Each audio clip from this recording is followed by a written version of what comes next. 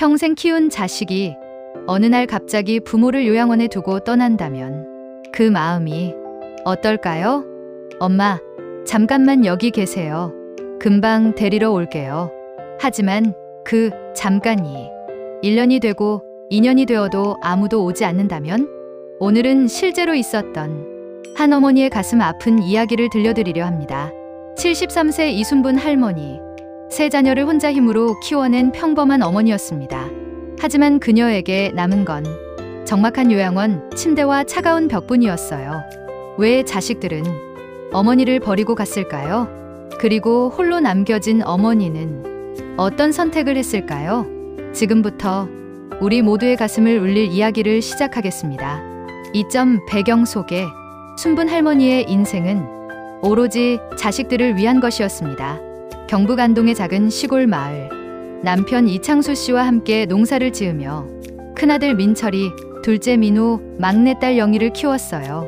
우리 애들만큼은 고생 안 시키고 싶었어요. 공부 잘해서 도시로 나가서 잘 살았으면 좋겠다고 생각했죠. 하지만 순분 할머니에게 큰 시련이 찾아왔습니다. 민철이가 고등학교 2학년이던 해 남편 창수 씨가 갑작스럽게 심근경색으로 세상을 떠난 거예요. 정말 하늘이 무너지는 것 같았어요. 애들은 아직 어리고 앞으로 어떻게 살아야 할지. 하지만 순분 할머니는 포기하지 않았습니다. 새벽 4시에 일어나 농사일을 하고 오후에는 마을 할머니들 빨래를 대신해주며 품삯을 벌었어요. 힘들긴 했지만 우리 애들 얼굴 보면 힘이 났어요. 특히 민철이가 엄마, 제가 열심히 공부해서 꼭 성공할게요 라고 할 때 그때는 정말 뿌듯했죠. 순분 할머니의 희생은 빛을 발했습니다. 큰아들 민철이는 서울의 대학에 합격했고 둘째 민호도 부산으로, 막내 영희는 대구로 시집을 갔어요. 엄마, 이제 편하게 사세요. 제가 열심히 일해서 효도할게요. 엄마, 고생 많으셨어요. 저도 자리 잡으면 꼭 모시고 살겠습니다. 엄마 사랑해요. 자주 안부 전화 드릴게요. 자식들의 약속을 믿으며 순분 할머니는 홀로 고향을 지켰습니다. 하지만 시간이 지날수록 자식들의 연락은 점점 뜸해졌어요. 처음에는 자주 전화도 오고 명절 때마다 집에도 왔는데 결혼하고 나서부터는 특히 큰아들 민철이가 결혼한 후 모든 게 달라지기 시작했습니다. 3점 사건의 발단. 5년 전 순분 할머니에게 큰 사고가 일어났습니다. 마당에서 빨래를 널다가 미끄러져 허리를 다친 거예요. 아이고, 아파. 이웃 할머니가 119에 신고해서 간신히 병원에 실려갔어요. 순분아, 큰일 났어. 애들한테 빨리 연락해. 큰아들 민철이에게 연락이 갔습니다. 엄마가 다쳤다고요? 얼마나 심한가요? 다행히 큰 수술은 필요 없지만 몇 달간 안정을 취하셔야 합니다. 민철이는 부랴부랴 고향에 내려왔어요. 하지만 그의 표情은 심각했습니다. 엄마, 이제 혼자 사시기 힘드시겠어요. 괜찮다. 조금만 쉬면 금방 나을 거야. 엄마, 솔직히 말씀드릴게요. 저희도 걱정이 많아요. 엄마 혼자 이런 큰 집에서. 며느리 미경 씨도 함께 왔는데 그녀의 반응은 더욱 차가웠어요. 어머님, 민철이 말이 맞아요. 혼자 계시다가 더 큰 사고라도 나면 저희가 어떻게 해요? 그래도 내가 평생 살던 집인데. 엄마, 요즘 요양원들 시설이 정말 좋아졌어요. 의료진도 있고 같은 또래 분들도 많고. 순분 할머니는 깜짝 놀랐습니다. 자식이 자신을 요양원에 보내자고? 요양원? 나는 집에서 살고 싶다. 어머님, 현실적으로 생각해 보세요. 저희가 매번 내려올 수도 없고 응급 상황이 생기면 어떡해요? 며느리의 말이 계속 이어졌습니다. 그리고 요즘 요양원들 정말 좋아요. 규칙적인 식사에 운동 프로그램도 있고 오히려 혼자 계시는 것보다 건강에 좋을 거예요. 그래도 엄마, 잠깐만 가보시는 거예요. 마음에 안 들면 다시 집으로 모시고 올게요. 둘째 민호와 막내 영희도 전화로 의견을 보탰습니다. 엄마, 형 말이 맞는 것 같아요. 혼자 계시면 저희가 너무 불안해요. 엄마, 요양원에 계시면 저희가 더 자주 뵐 수 있을 거예요. 고향은 너무 멀어서. 결국 순분 할머니는 자식들의 뜻을 따르기로 했습니다. 그럼 정말 잠깐만이야. 내가 괜찮아지면 집으로 돌아올 수 있지? 물론이죠, 엄마. 몸 회복되시면 바로 모시러 올게요. 그렇게 순분 할머니는 평생 살던 집을 떠나게 되었습니다. 사점 갈등과 배신 첫 번째 서울 근교의 한 요양원. 순분 할머니의 새로운 생활이 시작되었습니다. 처음 일주일은 민철이가 매일 찾아왔어요. 엄마 어떠세요? 불편한 건 없으시고. 괜찮다. 그런데 밥이 좀 짜더라. 그래요. 제가 말씀드릴게요. 조금만 참으세요. 하지만 2주가 지나자 민철이의 방문이 줄어들기 시작했어요. 민철아, 언제 집에 갈 수 있을까? 엄마 아직 허리가 완전히 안 나으셨잖아요. 조금 더 계세요. 한 달이 지나고 2달이 지나도 아무도 데리러 오지 않았습니다. 할머니는 같은 방을 쓰는 박할머니와 이야기를 나누며 시간을 보냈어요. 순분 씨, 자식들이 자주 와요? 처음에는 매일 왔는데 요즘은 나도 마찬가지야. 처음에는 잠깐만이라고 했는데 벌써 3년째야. 박할머니의 말이 충격적이었어요. 여기 계신 분들 거의 다 그래요. 자식들이 잠깐만이라고 해놓고 그냥 버리고 가는 거야. 설마 우리 민철이는 그런 애가 아닌데. 하지만 현실은 박할머니 말이 맞았습니다. 3개월이 지나도 6개월이 지나도 아들은 나타나지 않았어요. 민철아, 나 언제 집에 갈 수 있어? 엄마, 지금 회사 일이 너무 바빠서 조금만 더 기다려주세요. 전화 속 민철이의 목소리는 점점 차가워졌습니다. 그래도 한 번쯤은 와봐야지. 엄마 요양원 비용도 많이 들어가는데 자주 갈 시간이 없어요. 순분 할머니의 마음이 무너져 내렸습니다. 비용이 부담되니? 그런 게 아니라 엄마도 이해해주세요. 둘째 민호에게 전화를 걸어봤지만 반응은 마찬가지였어요. 엄마, 부산에서 서울까지 너무 멀어요. 형이 가까이 있으니까 형이 자주 뵐 거예요. 그래도 엄마, 요양원에서 편하게 지내세요. 저희가 걱정할 게 없어서 오히려 좋아요. 막내 영희는 더욱 직설적이었습니다. 엄마, 솔직히 시집살이 하면서 친정 신경 쓸 여유가 없어요. 요양원에 계시는 게 저희한테도 편해요. 영희야, 엄마가 그렇게 짐이니? 짐이 아니라 현실적인 얘기를 하는 거예요. 그날 밤 순분 할머니는 혼자 오래도록 울었습니다. 내가 정말 짐이 된 건가?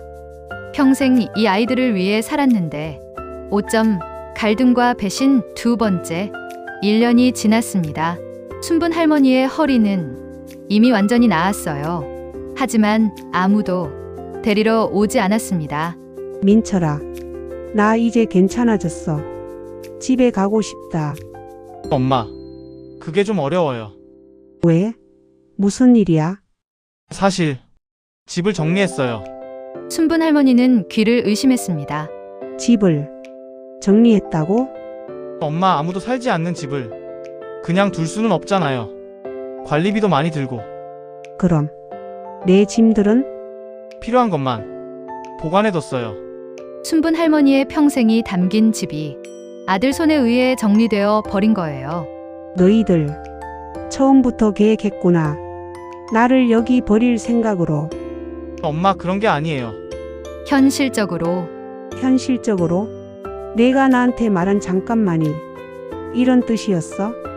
그날부터 순분 할머니는 완전히 절망에 빠졌습니다. 요양원의 다른 할머니들과 이야기를 나누면서 비슷한 처지라는 걸 알게 됐어요. 나도 아들이 3개월만 일하고 해서 벌써 5년째야. 우리 딸은 좋은 곳이라고 해놓고 1년에 한 번도 안 와. 할머니들의 이야기는 모두 비슷했습니다. 자식들의 잠깐만이라는 거짓말. 그리고 결국 버려지는 현실. 우리가 뭘 잘못했을까? 잘못한 거 없어. 자식들이 변한 거지. 2년이 지나자 자식들의 연락도 거의 끊어졌어요. 명절에 간단한 안부 전화. 그것만이 전부였습니다. 엄마 추석 잘 보내세요. 회사 일로 못 가겠어요. 그래도 얼굴 한번 보고 싶은데. 다음에 시간 되면 갈게요. 하지만 그 다음에는 오지 않았습니다. 순분 할머니는 매일 창가에 앉아 밖을 바라봤어요. 혹시 오늘은 올까? 하지만 자식들의 모습은 보이지 않았습니다. 그러던 어느 날 순분 할머니는 큰 결심을 했습니다. 이제 그만 기다리자. 내가 나를 위해 살아보자. 6점 어머니의 결심. 어느 봄날 순분 할머니는 작은 보따리 하나를 챙겼습니다. 순분 씨, 어디 가세요? 집에 가려고. 자식들이 데리러 왔어요? 아니, 내가 혼자 갈 거야. 박할머니는 깜짝 놀랐습니다. 혼자요? 그럼 어디서 사실 거예요? 고향에 우리 집 옆에 작은 전셋집이 하나 있어. 거기서 살 거야. 순분 할머니는 이미 모든 계획을 세워뒀어요. 요양원에서 나온 용돈을 조금씩 모아서 작은 전세금을 마련했거든요. 할머니, 허락 없이 나가시면 안 돼요. 허락? 내가 왜 허락을 받아야 해? 여기가 감옥이야? 결국 요양원 측에서 민철이에게 연락을 했습니다. 어머님이 요양원을 나가시겠다고 하는데 뭐야? 갑자기 왜? 고향으로 돌아가시겠다고 말리는데 듣지 않으세요. 민철이가 급하게 요양원으로 달려왔어요. 엄마, 갑자기 왜 이러세요? 너희들 나 데리러 안 올 거잖아. 그럼 내가 나가는 거야. 엄마, 여기서 편하게 계시면 되잖아요. 왜 굳이? 편하다고? 자식들이 한 번도 안 오는데 무슨 편함이야? 민철이는 당황했습니다. 엄마, 저희도 사정이 있어서 자주 못 온 거지 마음이 없어서 그런 게 아니에요. 사정? 2년 동안 손가락 하나 까딱하기 어려운 사정이었어? 엄마, 됐다. 나는 내 힘으로 살 거야. 너희들 신세는 더 이상 안 질 거야. 순분 할머니의 의지는 확고했습니다. 평생 너희들 위해서만 살았는데 이제는 나를 위해 살 거야. 결국 민철이는 어머니를 말릴 수 없었어요. 그럼 돈이라도 드릴게요. 필요 없어. 내가 내 힘으로 살 거야. 그렇게 순분 할머니는 2년 만에 요양원을 나왔습니다. 고향으로 가는 버스 안에서 할머니는 이런 생각을 했어요. 이제 정말 자유로워졌구나. 아무도 나를 짐 취급하지 않는 내만의 공간에서 살 수 있겠구나. 고향에 도착한 순분 할머니, 작은 전셋집은 낡았지만 따뜻했어요. 여기가 진짜 내 집이야. 할머니는 작은 텃밭을 일구기 시작했습니다. 상추, 고추, 토마토, 작지만 알찬 채소들이 자라났어요. 내가 기른 채소. 이렇게 맛있을 줄 몰랐네.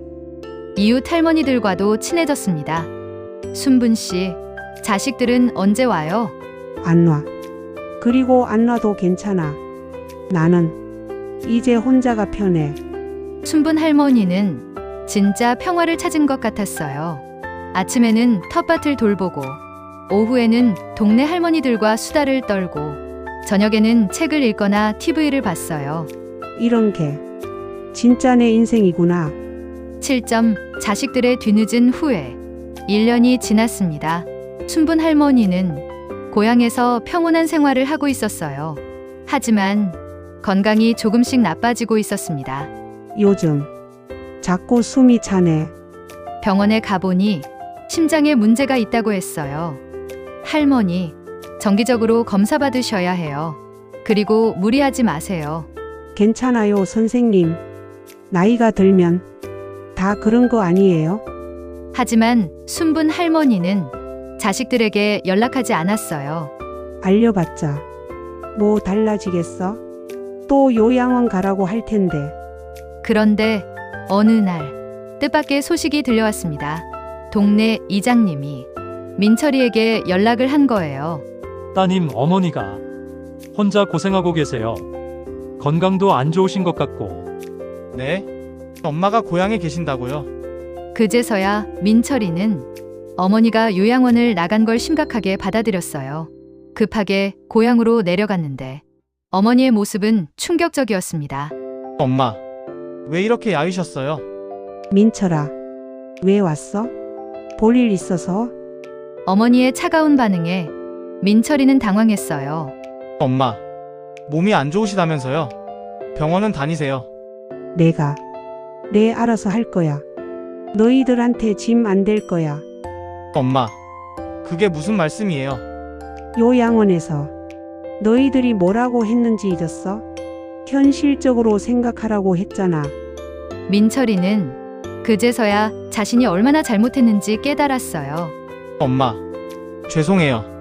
저희가 정말 잘못했어요. 이제 와서 뭘 잘못했다고? 2년 동안 한 번도 안 온 사람이. 둘째 민호와 막내 영희도 급하게 고향으로 내려왔어요. 엄마, 저희가 잘못했어요.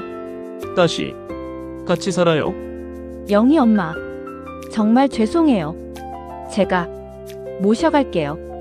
하지만 순분 할머니의 대답은 단호했습니다. 됐어. 나는 여기가 좋아. 너희들 삶이나 잘 살아. 엄마, 그래도 병원 치료는 받으셔야 해요. 병원? 돈 많이 든다고. 부담스럽다고 했잖아. 자식들은 어머니의 차가운 반응에 할 말을 잃었어요. 엄마, 정말 미안해요. 저희가 너무했어요. 미안하다고 해서 지난 시간이 돌아와? 나는 이제 혼자가 편해. 그날 밤 자식들은 모여서 이야기했어요. 우리가 정말 잘못했구나. 엄마를 완전히 상처 주었어. 이제 어떻게 해야 하지? 하지만 이미 너무 늦었습니다. 8점 결말 엔드 교훈. 성후 6개월 후 순분 할머니의 건강이 급격히 악화됐습니다. 의사 가족들께서 빨리 오셔야 할 것 같습니다. 자식들이 모두 달려왔지만 할머니는 이미 의식을 잃은 상태였어요. 엄마, 엄마, 저희가 왔어요. 영희 엄마, 일어나세요. 성우하지만 순분 할머니는 깨어나지 못했습니다. 병실 곁에서 자식들은 밤새 눈물을 흘렸어요. 민철 엄마, 정말 죄송해요. 저희가 너무 못된 자식이었어요. 엄마, 한 번만 더 기회를 주세요. 엄마, 사랑한다고, 고맙다고 말씀드리지 못해서 죄송해요. 그때 순분 할머니가 잠깐 눈을 떴어요.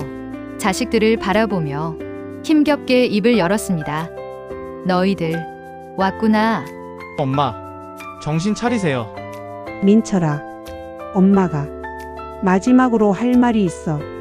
자식들은 어머니의 손을 꼭 잡았어요. 너희들한테 바라는 거 별로 없었어. 엄마, 돈도 명예도 그런 거 아니었어.